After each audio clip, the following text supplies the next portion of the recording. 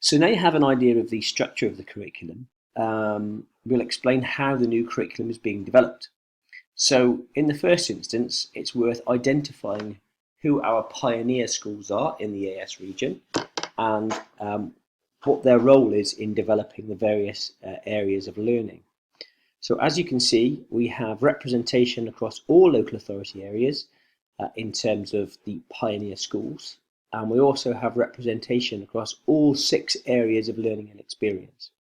So, for example, here we can see that Lewis School Pengham is working in the maths and numeracy area of learning experience, obviously representing the local authority there with Caerphilly. So EAS currently has over 20 pioneer schools who are supporting the development of the new curriculum. And you'll also notice that some of those schools are working in what we would call a network. So here we have a Welsh medium network of schools who are working collaboratively in the development of an area of learning and experience.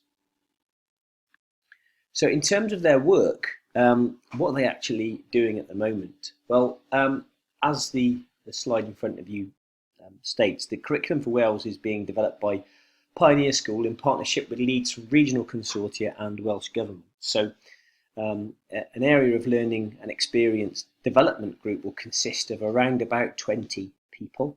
That will contain someone from the regional consortia. So one of my roles, for example, is to be the chair of the humanities area of learning and experience.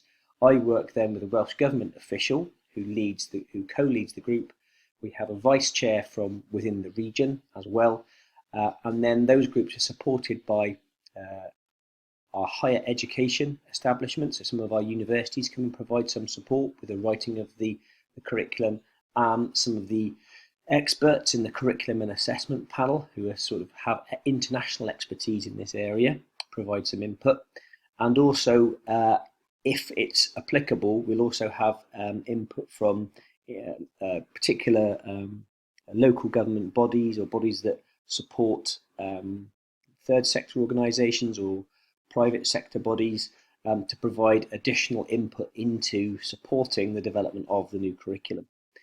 And broadly, the schools are working across 3 strands. Strand 1, which was completed in December 2016, was looking at the strategic curriculum design, particularly focusing in 4 areas, which were assessment, cross-curricular responsibilities, enrichment and experiences, and wider skills, the Welsh and international dimensions of the curriculum. And they wrote reports which were published online and have been made available to the area of learning and experience groups who are now working in Strand 2 to put the detail into what the curriculum will look like. So in Strand 2, the area of learning and experience for the schools mentioned in the previous slide. So these schools working in these particular areas, okay, they are currently working in Strand 2 to design the curriculum framework, and in June of 2017, this framework will be, these frameworks that the groups are working on will be sent for quality assurance and then being made available to all schools for comment and feedback before being modified before the start of Strand 3. And in Strand 3 of the project, what's going to happen is what I've called here the detailed population of the area of learning and experiences. And what that effectively means is that's the detail of the curriculum. So for example, if we look at something like humanities, what's going to be studied, what's going to be the core content, how much flexibility a school is going to have then to develop that, to particularly suit the needs of their learners. Okay, how are the cross-curricular skills going to be threaded into this area of learning, and importantly, how does the area of learning support the realization of the 4 curriculum purposes up here.